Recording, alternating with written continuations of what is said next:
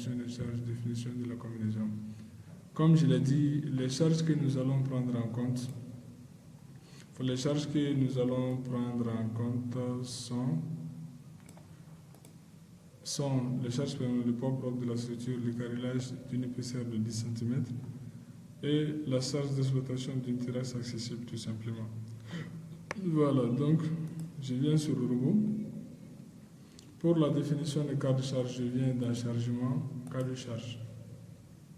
Donc, cas de charge, la première charge permanente qui va s'ajouter, ce sera le poids propre. Je change tout simplement le nom.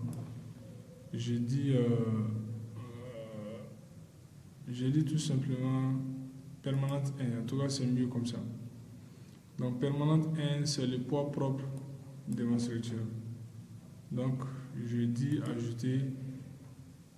Normalement, toute la structure sera en rouge. Voilà. Donc, ça veut dire que le logiciel a pris en compte le poids propre de tous les éléments structurels. Donc, la deuxième charge permanente, ça sera le carrelage. Je dis tout simplement CA.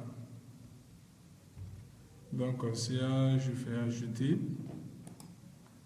Donc, après ce CA, je change la charge permanente en charge d'exploitation. Donc, c'est Q que nous allons ajouter maintenant. Donc, la charge d'exploitation Q. Voilà, donc je fais tout simplement ajouter. Voilà, donc le poids propre de la structure qui est la permanente est créé, le carrelage, la charge d'exploitation pour la terrasse accessible est créé. Donc, je ferme cette boîte. Donc, nous allons plutôt appliquer les charges.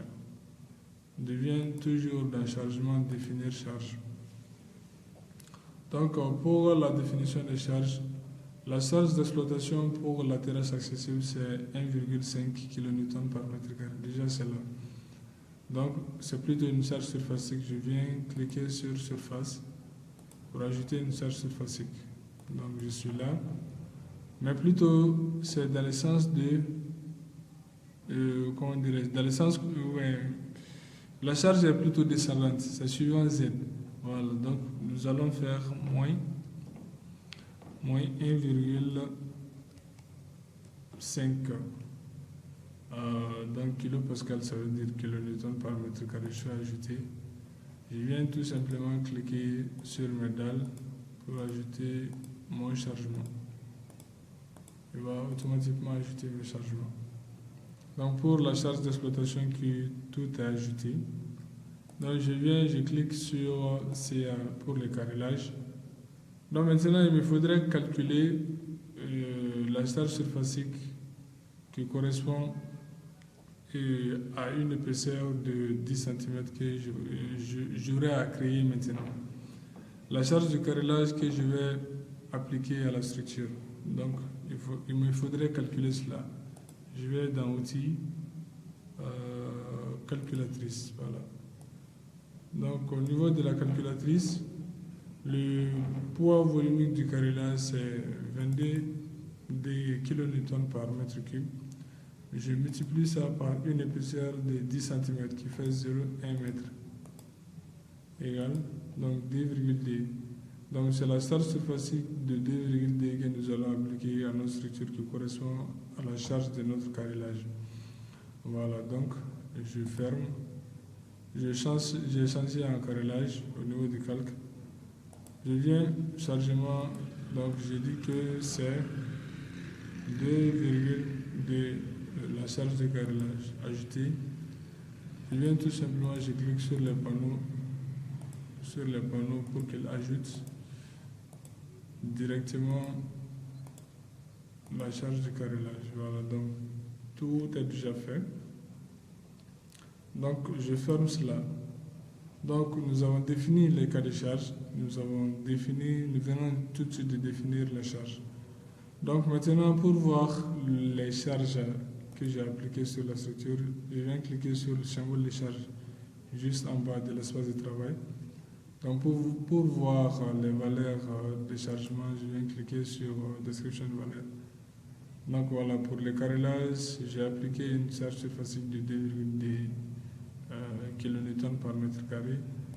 pour la charge d'exploitation Q, donc c'est 1,5 kN par mètre carré que j'ai appliqué.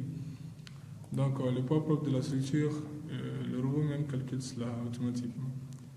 Voilà, donc il me reste maintenant qu'à ajouter la combinaison. Donc pour cela, nous allons dans chargement, combinaison manuelle.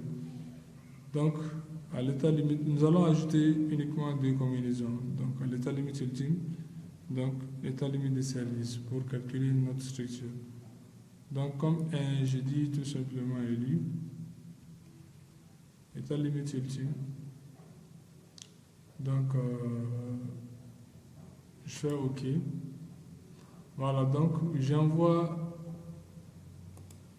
tous mes charges, comment dirais-je, mes cas de charge au niveau de la combinaison. Donc il prend automatiquement les coefficients de pondération en compte.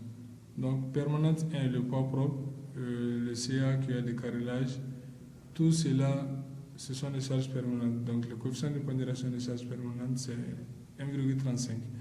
Donc Q est plutôt une charge d'exploitation, donc son coefficient de pondération, c'est 1,50. Voilà. Donc je fais tout simplement appliquer. Donc je crée une nouvelle combinaison. Donc je fais nouvelle. Donc cette nouvelle combinaison, ça sera à l'état limite de service. Donc je vais en tout cas, bon, je vais le laisser comme tel. Je dis comme 2. Voilà, combinaison 2. Mais ça correspond à l'LS. Je dis OK. Donc, j'envoie tous mes cas de charge, mais je réenvoie élu. Voilà, élu ne fera pas partie de la combinaison à l'LS. Donc, le coefficient de combinaison à l'LS, c'est 1 tout simplement. Je fais appliquer et je ferme. Donc, toutes mes combinaisons, les combinaisons que je viens de créer sont là. Donc, élu qui est là, comme 2 qui correspond à l'LS. Voilà, donc, les combinaisons sont ajoutées. Donc, nous avons fait tous, en tout cas, toutes les étapes de la modélisation. Donc, premièrement, le paramétrage des options de calcul. Deuxièmement, mise en place des lignes de construction. Troisièmement, donc, le traçage des éléments structurels. Quatrièmement, définition des cas de charge. 5, définition des charges. 6, combinaison manuelle. Donc, il ne reste qu'à calculer la structure. Voilà, donc avant de calculer la structure, nous allons voir s'il n'y a pas d'erreur de modélisation au niveau de la structure. Pour cela, pour vérifier la structure, je vais dans Analyse, Vérifier structure. Donc, vous voyez, donc, le modèle de calcul obsèque, vérification limitée à tête effectuée, voilà. Donc, nombre d'erreurs 0, nombre d'avertissements 0. Donc, 0 erreur, 0 avertissement. Ça veut dire que notre structure est parfaitement modélisée. S'il y avait des erreurs, donc, au niveau des erreurs, il va mettre le nombre d'erreurs qu'il y en a au niveau de la structure, ou bien le nombre d'avertissements qu'il y en a au niveau de la structure. Voilà. Donc, je fais tout simplement fermer. Et je calcule la structure. Voilà, donc la structure est calculée. Donc, il ne reste qu'à venir voir quelle est la poutre.